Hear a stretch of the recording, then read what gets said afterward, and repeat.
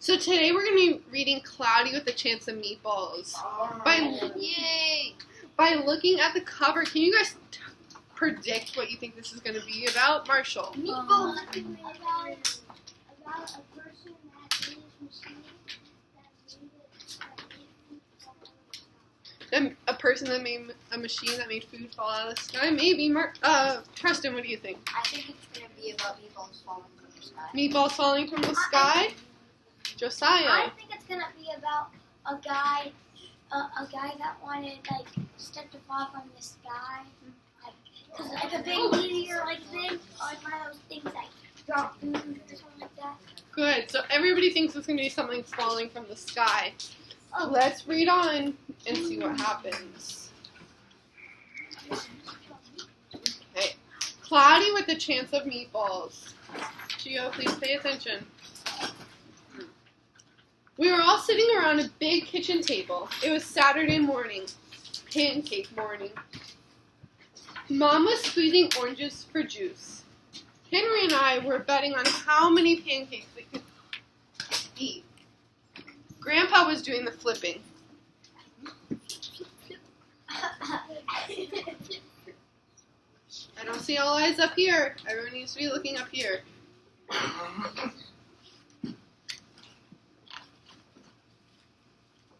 Seconds later, something flew through the air, headed towards the kitchen ceiling.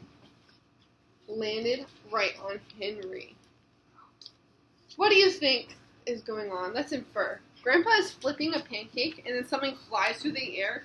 What do you think that's flying through the air? A pancake. Good. After realizing that the flying object was only a pancake, we all laughed, even Grandpa. Breakfast continued quite uneventful.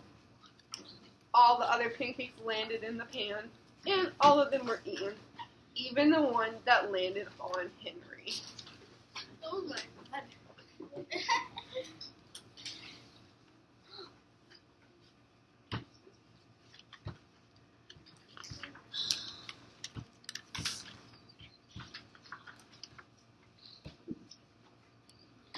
That night, touched off by the pancake incident at breakfast, Grandpa told us the best tall-tale bedtime story he'd ever told. What does tall tale mean? Somebody know? Tall tale means that, it's a made-up story, but it's a fairy tale. And it's Yeah, not like a really fairy old. tale made-up story. Good. Across an ocean over lots of huge bumpy mountains, across 3 deserts and 1 smaller ocean, there was a tiny town of Chew and Swallow. Turn and talk with countable talk to your partner about what you think the name Chew and Swallow means. What do you think is going to happen? Turn and talk with your turn and talk partner. Use accountable talk. Turn and talk partner.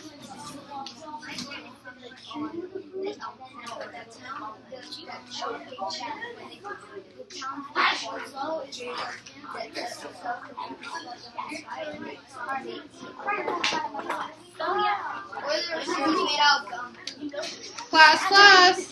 Yes. All right, eyes back up here. Can one person raise their hand and tell me what they thought it meant? Maxim. When you chew it, then you swallow it. Chew and swallow. Good. So here's the picture. I can't see. I think that's pretty weird. I don't even know. Everyone be quiet, please. In most ways, it was very much like any other tiny town. It had a main street lined with stores, houses with trees and gardens around them, a schoolhouse, about 300 people, and some assorted dogs and cats. But there were no food stores in the town of Chew and Swallow. They didn't need any. The sky supplied all the food they could possibly want. The only thing that was really different about Chew and Swallow was its weather. It came 3 times a day. At breakfast, at lunch, and at dinner. Everything that everyone ate came from the sky. Whatever the weather served was what they ate. But it never rained any rain. It never snowed any snow. And it never blew just when. It rained things like soup and juice. It snowed mashed potatoes and green peas. And sometimes the wind blew in storms of hamburgers.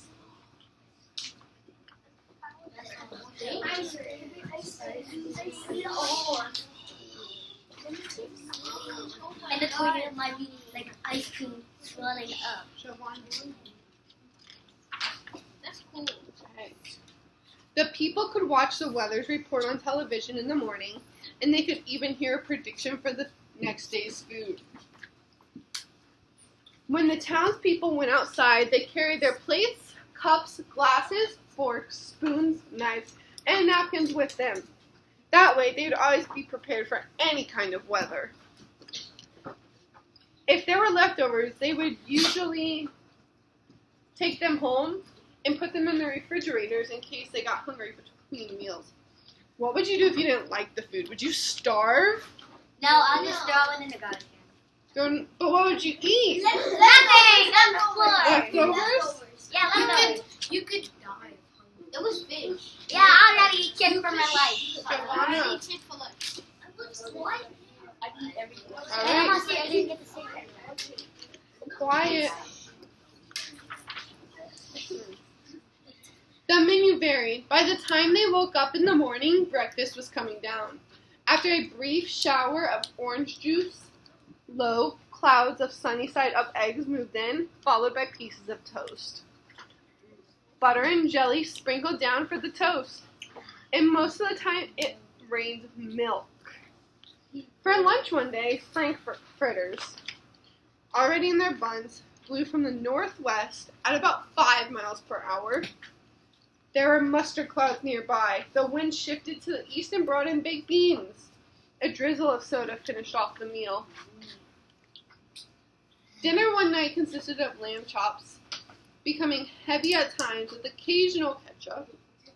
Periods of peas and baked potatoes were followed by great gradual clearing with a wonderful jello setting in the west. The sanitation department of Chew and Swallow had a rather unusual job for a sanitation department. I wonder what sanitation means.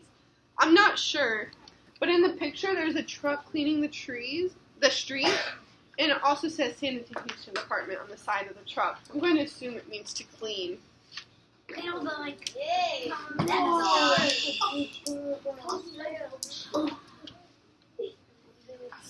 It had to remove the food that fell on the houses and sidewalks and lawns.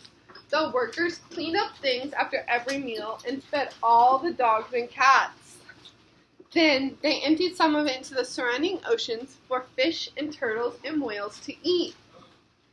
The rest of the food was put back into the earth so that the soil would be richer for the people's flower gardens. Life for the townspeople was delicious until the weather took a turn for the worse. Oh no! Turn and talk with your partner about what happened, what you think it means to take a turn for the worse. I know. Turn and talk about what you think it means to take a turn for the worse. Hurricane ice cream! I think it ice cream. I disagree with your answer because it's kind of the same. Class! Yes. Eyes back up here. One day, there was nothing but gorgonzola cheese all day. The next day, there was only broccoli, all overcooked. The next day, there were Brussels sprouts with peanut butter and mayonnaise. Another day, there was pea soup fog. No one could see where they were going, and they could barely find the rest of the meal that got stuck in the fog. Look at people. We're having a delicious meal and then now it's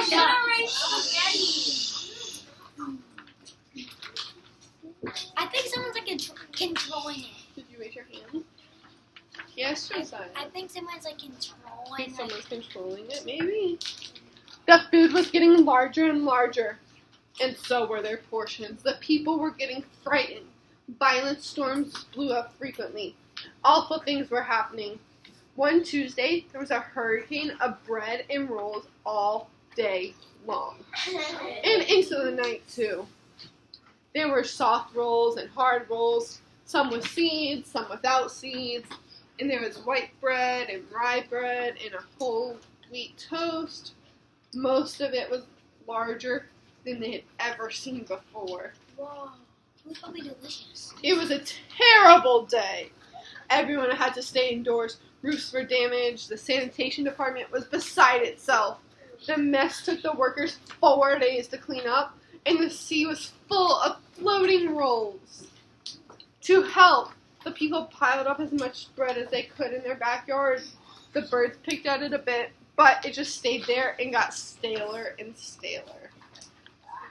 There was a storm of pancakes one morning and a downpour of maple syrup that nearly flooded the town. A huge pancake covered the school. No one could get it off because of its weight, so they had to close the school.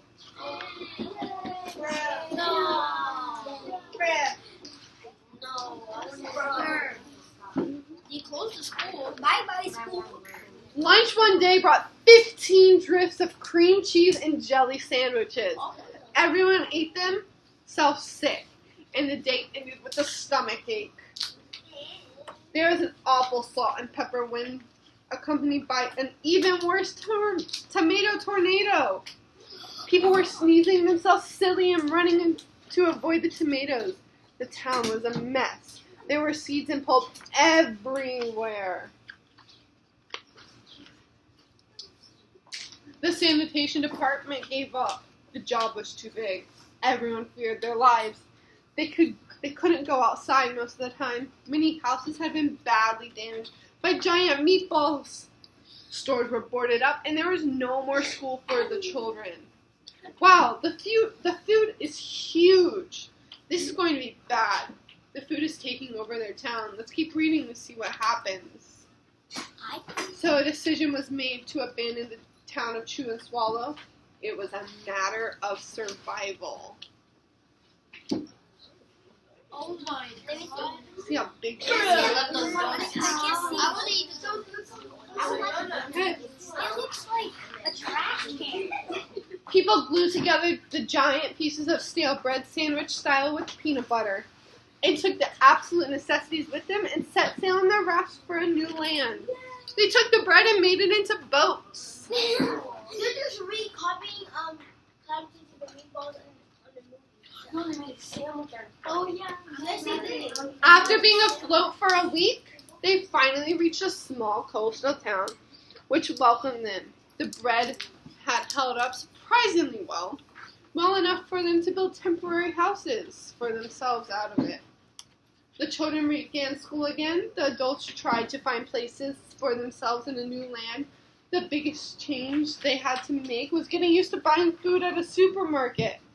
They found it odd that the food was kept on shelves in packaged boxes, cans, and bottles. Meat that had to be cooked was kept in refrigerators. Nothing came from the sky except for rain and snow. The clouds from above their heads were not made of fried eggs. No one ever got hit by a hamburger again. And nobody dared to go back to the town of Chew and Swallow to find out what happened. They were too afraid. Henry and I were awake until the very end of Grandpa's story. I remember his goodnight kiss. You see their houses and made out of bread? Where? I can't see. I point you within the desert.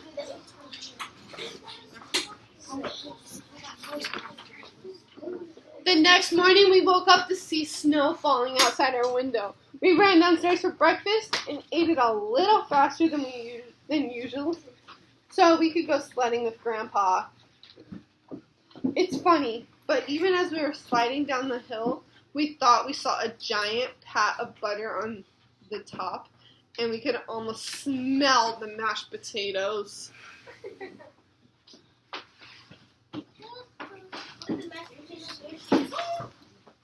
The end.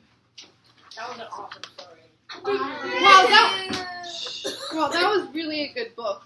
What do you think ended up happening to the town of Chew and Swallow? What is your guess? Like,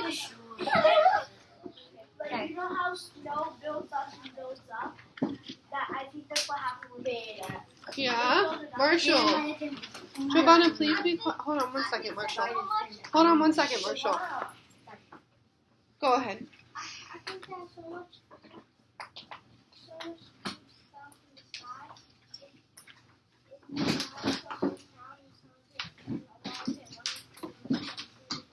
It polluted the waters, yeah. Ethan M. It made a tsunami. Wow. Good job, everybody. I'm glad everyone liked this book. Like the tsunami went on the water and then it got